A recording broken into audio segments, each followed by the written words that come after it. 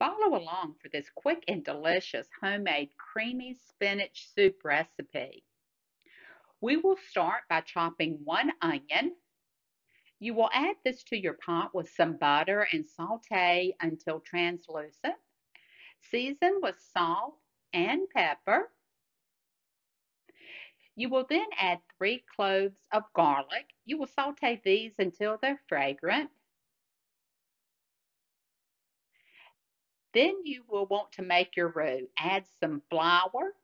Stir until this gets a little brown. You might need to add a little bit more butter. Add some Tuscany chicken broth. This broth is delicious, guys.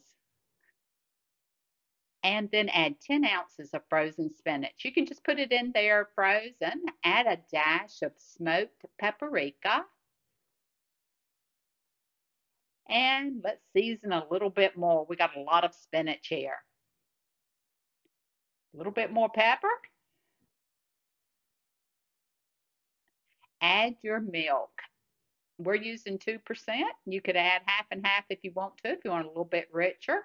Add the juice of 1/2 of a lemon and 1 cup of cheddar cheese. You will cook this until your cheese is melted. This dish is extremely quick. It will come together in about 20 minutes. It tastes just like what you get in the steakhouse.